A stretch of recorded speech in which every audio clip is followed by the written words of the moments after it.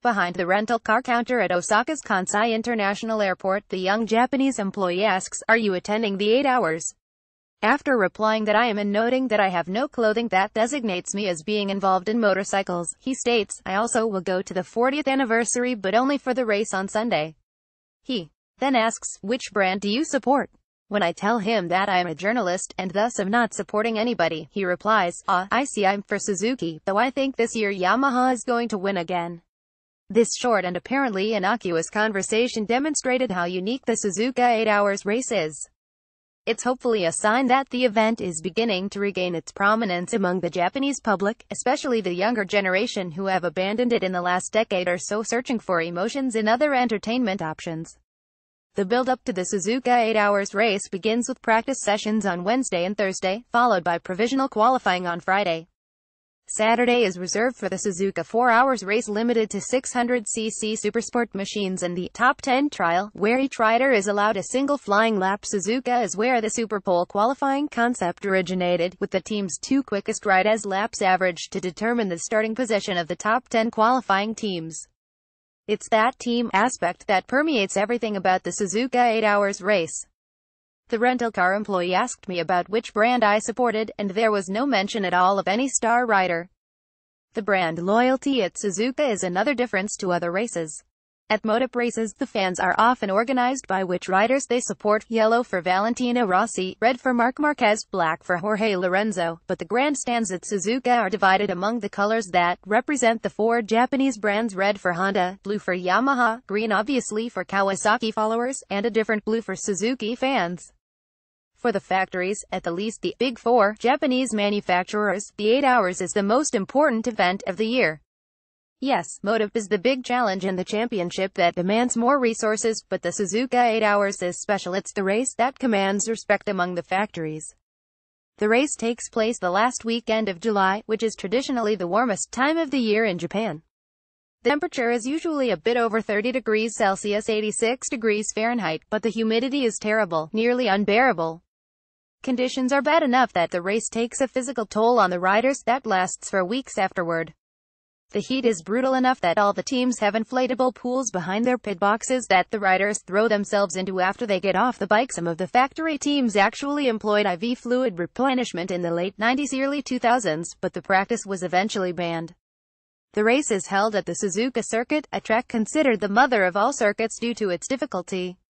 It's owned by Honda and is housed within an amusement park also owned by the same company.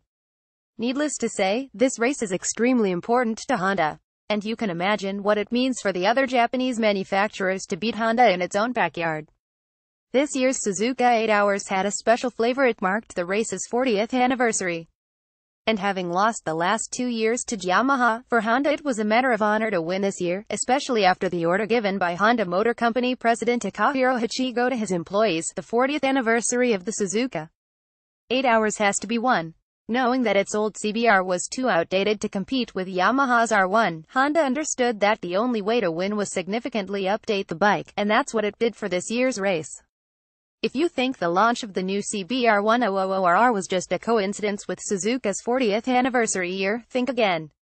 The truth is the new CBR 1000RR was created to enable Honda to take back what Yamaha had stolen from it in the past 2 years, the glory of winning at Suzuka. Honda wasn't officially involved in the race, but a look in the pit boxes of the Musashi RT Hark Pro and FCC TSR teams showed the reality. Both were strongly supported by HRC. Shinichi Kokubu, HRC General Manager of Technical Development Division, and Kazuhiko Yamano, former Repsol Honda team manager, spent the weekend in the Musashi RT Hark Pro garage. And the FCC TSR garage was crowded with HRC staff. Some of them used to work for Repsol Honda, others worked for Team Gresini. It was pretty obvious HRC had sent a good amount of resources to Suzuka. And yet, despite the president's message and its new machine, Honda engineers knew that a miracle would be needed to win the race. Although they had been preparing the bike for almost 9 months, it wasn't ready to beat Yamaha's R1. This confirms what former HRC Vice President Shuhei Nakamoto told us in April during the GP of the Americas held in Austin. Our bike is 18 kilograms lighter than the one used last year, but we aren't competitive enough yet in other areas. Trying to increase its odds by numbers, Honda lined up teams with every possible tire combination, an amazing situation that is now impossible to see anywhere else in the world. The Musashi RT Hark Pro and FCC TSR teams used 17-inch Bridgestones, while the Moriwaki Moto Racing team preferred 17-inch Pirellis. The Honda Dream Racing team was on the 16.5-inch Bridgestones, and the Autoluru Kahara Racing team lined up with 17-inch Dunlops. 3 different tire makers and 2 different tire diameters. Suzuki had also a new bike for the 40th anniversary, but like Honda, the new generation GSX-R 1000R arrived at the race without being ready.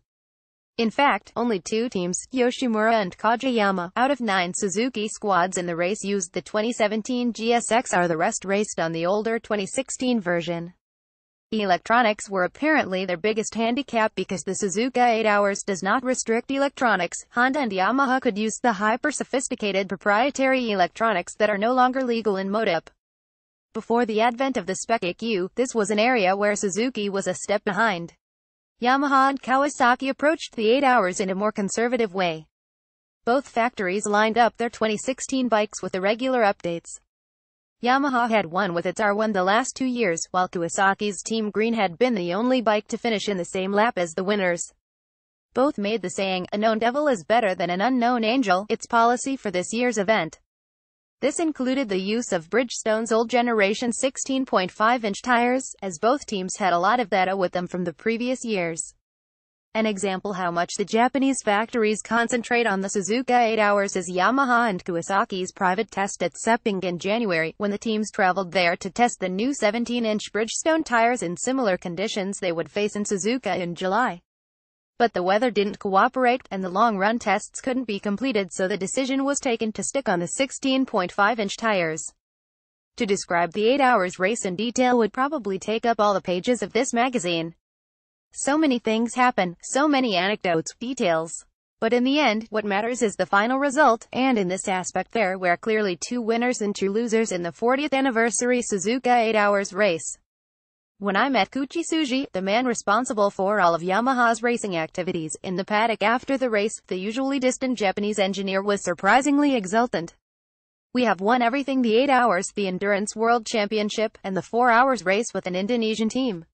Yes, the most important event of the year for the Japanese Big Four finished with the full bingo for Yamaha." Yamaha's main factory racing team with Katsuyuki Nakasuga, Alex Lowes, and Michael van der Mark started from the pole position and lapped fast, consistent, and didn't make any mistakes, the perfect script for a long-distance race. For Nakasuga, it was his 3rd win in a row, setting a new record for a Japanese rider at Suzuka. Kawasaki was again second when the checkered flag fell at 7:30 p.m. And Suzuka Team Green also finished second in 2016. The Kawasaki squad did its job well. They were never really in the spotlight, but with consistency and a good pace, they took advantage of their well-planned strategy and the errors of the others. Having won only once in 40 years of the 8 Hours, 93 with WSBK champions Scott Russell and Aaron Slight, it looks like it's time for Kawasaki to go for the victory.